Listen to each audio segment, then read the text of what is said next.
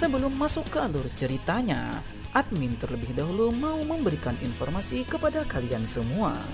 Bagi kalian yang ingin nonton streaming film dan anime, silahkan kalian download aplikasi VidNow sekarang juga.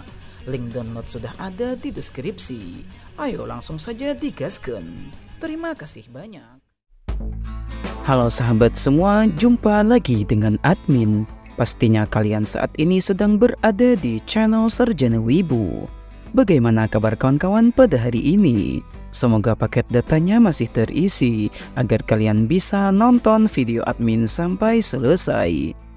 Pada video kali ini, admin akan melanjutkan cerita manhwa yang berjudul Legendary Spear Knight. Dan ini adalah video part yang ke-32. Bagi kalian yang belum mengetahui atau ketertinggalan alur cerita dari manhwa ini, silahkan kalian tonton pada video admin sebelumnya. Untuk link video juga sudah ada di deskripsi. Baiklah, tanpa berlama-lama lagi, langsung saja mari kita masuki alur ceritanya.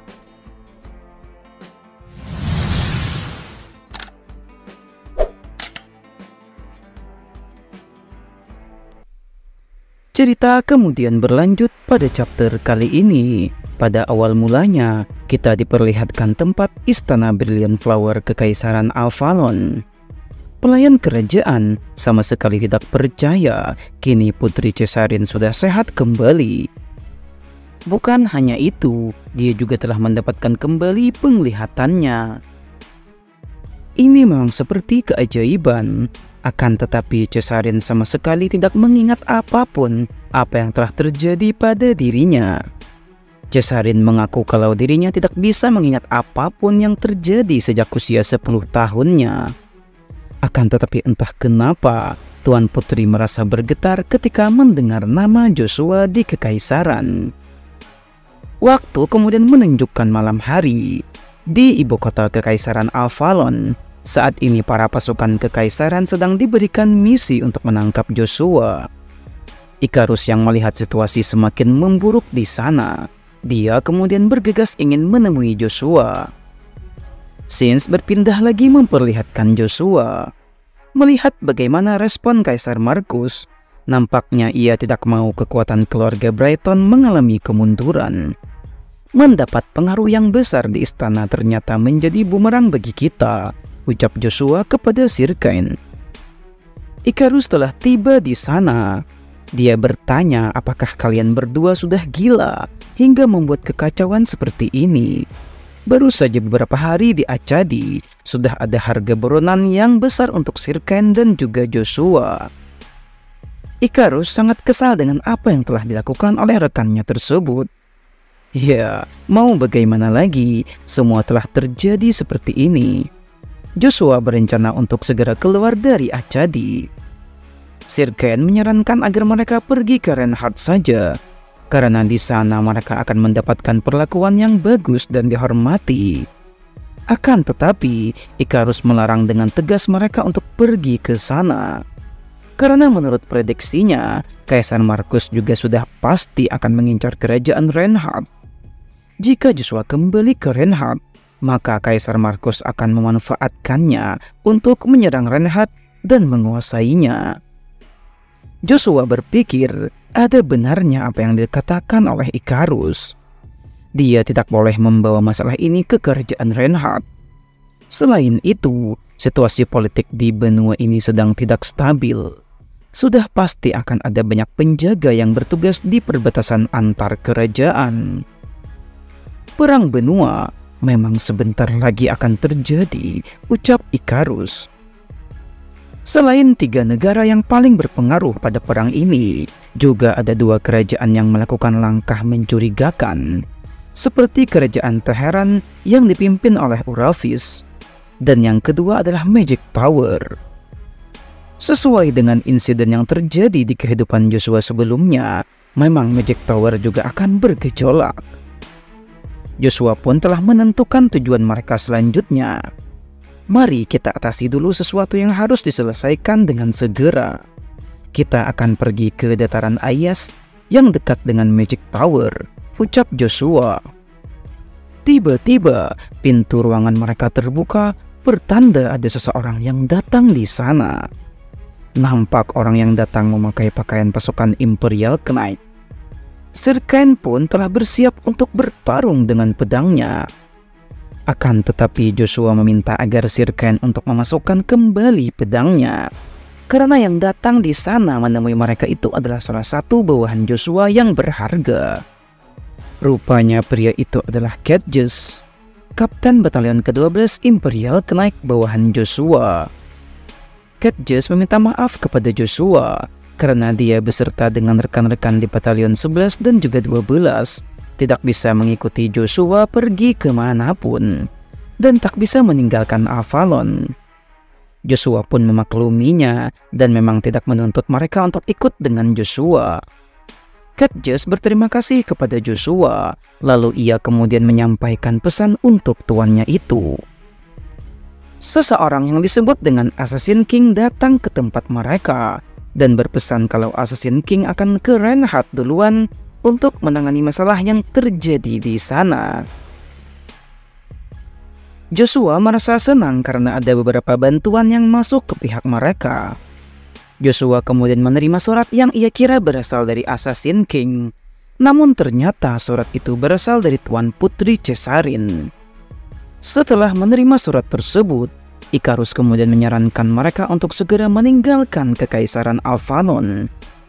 Joshua berpesan kepada Cadges, meski mereka sedang berpisah, Joshua mendoakan para bawahannya agar selalu berada dalam kebaikan. Begitu pula Cadges, dia juga mendoakan yang terbaik untuk tuannya dan meminta agar Joshua kembali dengan selamat. Sins kemudian memperlihatkan tempat Magic Tower. Saat ini Evergrande sedang berbicara dengan seseorang yang misterius di sana. Ternyata Ferfer masih hidup setelah sebelumnya dikalahkan oleh Joshua saat di ruangan rahasia pangeran keempat. Rupanya itu bukanlah tubuh utama dirinya. Ferfer menyebut kalau Joshua menggunakan senjata yang merupakan item dari Raja Iblis. Betapa terkejutnya Evergrande mendengar informasi tersebut. Namun menurut Ferfer, senjata itu hanya cangkangnya saja. Demon yang disegel di dalamnya mungkin tidak akan seberapa kuatnya. Aku sendiri yang akan mengurus masalah tersebut, ucap Ferfer. Evergrande kemudian menyampaikan laporan tentang pergerakan Dragon Crevus yang pergi bersama dengan seorang elf. Tentu saja Ferfer meyakini kalau ras elf itu adalah keturunan dari Ellenburst. Evergrande kemudian juga melaporkan kalau mereka telah menemukan lokasi Primordial Stone yang disebut dengan Stormwind. Ferfer pun menyebut itu adalah kabar yang bagus bagi mereka.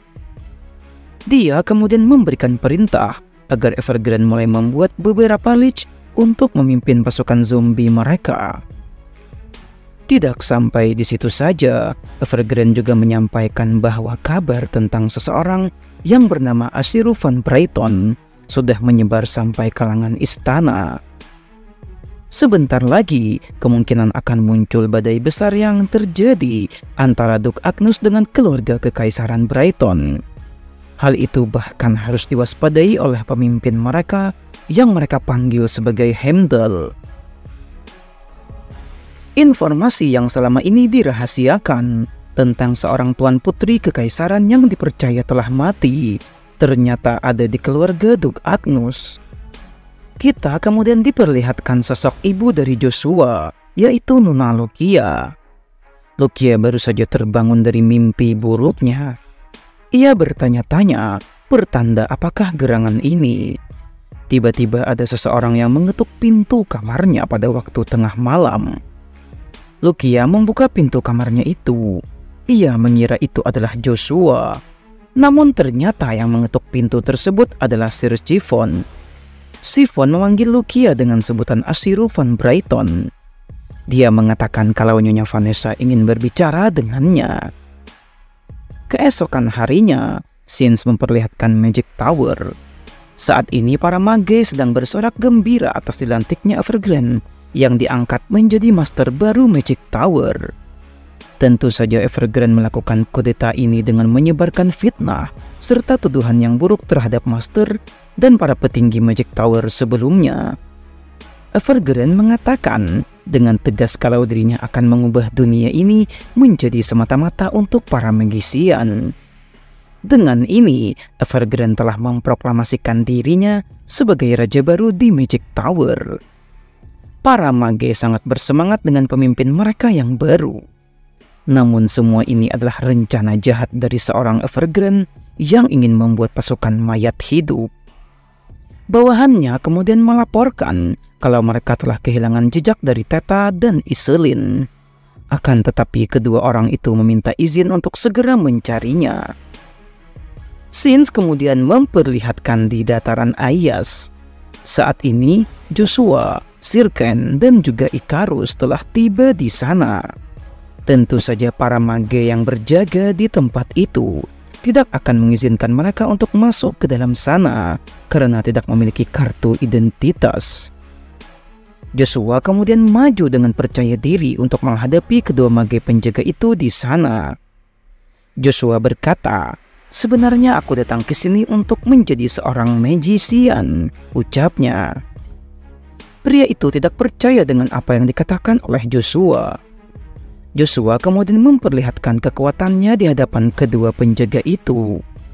Meski itu adalah kekuatan dari batu Genesis Magma, namun Joshua menyebutnya sebagai skill Fireball untuk mengelabui penjaga.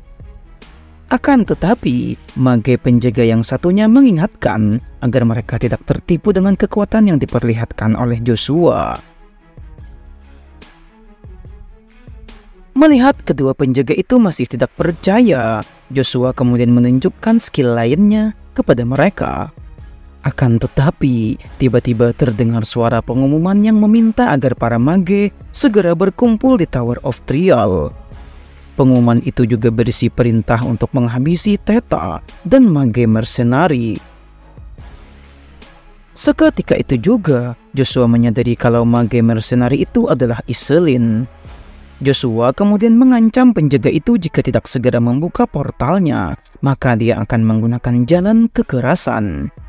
Dengan cepat Joshua bergerak melewati hadangan para penjaga yang ada di sana. Ia kemudian menghantam portal itu dengan senjata tombaknya, sehingga Joshua berhasil menembus menuju suatu tempat yang ada di sana. Sins memperlihatkan dataran Aias di Tower of Trial. Para mage sudah siap untuk masuk ke dalam menara tersebut untuk bisa menangkap Theta dan mage mercenari. Singkat cerita, para mage itu sudah berada di dalam menara Trial. Namun apa yang terjadi? Di sana mereka telah dihadang oleh para monster yang siap untuk menyerang mereka. Mage yang bernama Zephyr menjelaskan kalau apa yang mereka lihat di sana tidak akan bisa menyerang mereka, karena menara itu adalah tempat untuk calon mage melakukan trial. Akan tetapi, monster itu ternyata bisa menyerang mereka dan menyakiti para mage di sana.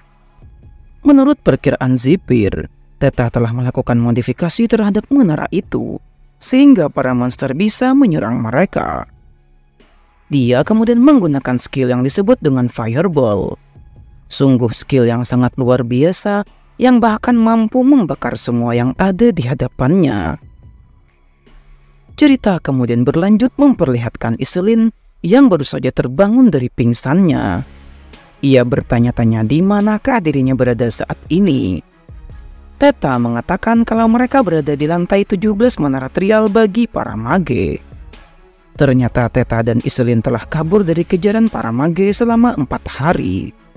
Mereka tidak punya pilihan lain selain masuk ke dalam sana, karena mereka kehabisan mana hingga saat ini. Iselin bertanya tentang mata Theta yang tergores. Akan tetapi Theta meminta mereka untuk fokus terhadap pemulihan diri mereka saja, karena para mage dari Magic Tower pasti akan terus mengejar mereka. Iselin dan Theta kemudian harus menunggu bala bantuan yang datang agar mereka bisa keluar dari sana dengan aman. Theta menjelaskan kalau menara yang mereka naiki ini tidak akan mudah untuk bisa dinaiki oleh mereka. Selama tower ini masih aktif, orang yang memasukinya pasti akan dihadapkan pada ujian di setiap lantainya. Semakin tinggi lantai tower yang mereka datangi, maka tingkat kesulitannya pun akan semakin bertambah. Karena Theta dulunya adalah pengelola menara tersebut, sehingga ia bisa memodifikasi menara trial itu dengan circle mananya. Tiba-tiba terjadi getaran yang luar biasa di sana. Getaran itu kemungkinan pertanda para mage telah mulai menyelesaikan tingkatan tower untuk mengejar mereka. Satu-satunya harapan mereka untuk tidak tertangkap hanyalah menunggu bala bantuan dari satu orang saja. Theta bertanya mana mungkin ada satu orang yang bisa mengalahkan seluruh mage yang mengejar mereka di sana. Iselin menyebut Joshua pasti bisa melakukannya. Mengalahkan semua mage itu dengan mudah, ucap Iselin. Sins kemudian memperlihatkan pertarungan yang terjadi. Monster kadal saat ini sedang mengamuk dengan luar biasa. Akan tetapi, kita kemudian diperlihatkan ledakan yang sangat dahsyat terjadi di tempat tersebut. Rupanya, kedua orang yang merupakan mage tingkat 7, tak ada satupun monster yang mampu menghentikan mereka di sana. Dengan adanya mage tingkat 7 dan juga Tuan Evergrande, kita pasti bisa membangun kerajaan magic yang sesungguhnya, ucap mereka dengan percaya diri. Kedua pria itu kemudian mengajak rekan-rekannya untuk segera mengejar Theta dan mage mercenari yang telah mengkhianati Magic Tower. Namun apa yang terjadi? Sebelum mereka beranjak pergi dari sana, tiba-tiba di sana terjadi ledakan yang sangat dahsyat. Nampak ada beberapa mage yang lari sambil berkata, "Selamatkan diri kalian. Dia adalah kesatria tombak terkutuk dari Avalon," ucapnya. Tentu saja hanya ada satu orang yang seperti itu di benua ini. Ya, Joshua telah tiba di hadapan mage tingkat tinggi yang merupakan komandan para mage di sana. Joshua ingin mereka tidak melanjutkan perjalanan untuk menangkap Theta dan juga Iselin. "Jika kalian mundur sekarang juga, maka aku akan mengampuni nyawa kalian," ucap Joshua. Namun mereka tidak akan menyerah begitu saja. Zephyr mengeluarkan skill apinya dan berkata bahwa dia akan membalaskan dendam kematian Jack Steropus. Zephyr menyebut skillnya dengan Fire Cannon. Saat bola api itu terbang ke arah Joshua, Joshua dengan mudahnya berhasil menangkis serangan tersebut dengan tombaknya. Bola api itu bahkan berputar arah menuju penggunanya sendiri. Nampak terjadi ledakan dahsyat di sekitar Zephyr. Scorpino bertanya di dalam hatinya, apakah tombak yang digunakan oleh Joshua itu adalah artefak sihir ataukah artefak legenda? Para mage kemudian mencoba untuk membuat circle magic bersama-sama untuk mengurung Joshua. Zephyr bersiap untuk mengeluarkan mantra magicnya juga. Kedua mage tingkat 7 tersebut bekerja sama untuk bisa mengalahkan Joshua. Saat mereka sedang serius membangun circle magic, Joshua tiba-tiba muncul di tengah-tengah mereka sambil mengantuk. Joshua berkata, memangnya orang bodoh mana yang mau menunggu mage musuh untuk selesai melafalkan mantranya, ucap Joshua meremehkan mereka. Kedua mage tersebut kemudian bersiap untuk menyerang Joshua yang telah berada di tengah-tengah mereka. Joshua mengayunkan tombaknya hingga membuat kedua mage itu terpental. Tak sampai di situ saja, Joshua juga menggunakan Magic Spear tingkat 6 miliknya. Skill angin tornado yang berhasil menerbangkan para musuhnya di sana. Sins kemudian berpindah memperlihatkan Theta dan juga Iselin yang menaiki lantai menara. Mereka bingung kenapa Tower Magic sampai bergoyang seperti itu. Berdasarkan informasi dari Theta, siapa yang berhasil menyelesaikan tower ini, maka ia akan mengetahui semua kebenaran, termasuk rahasia Magic Tower, ucapnya.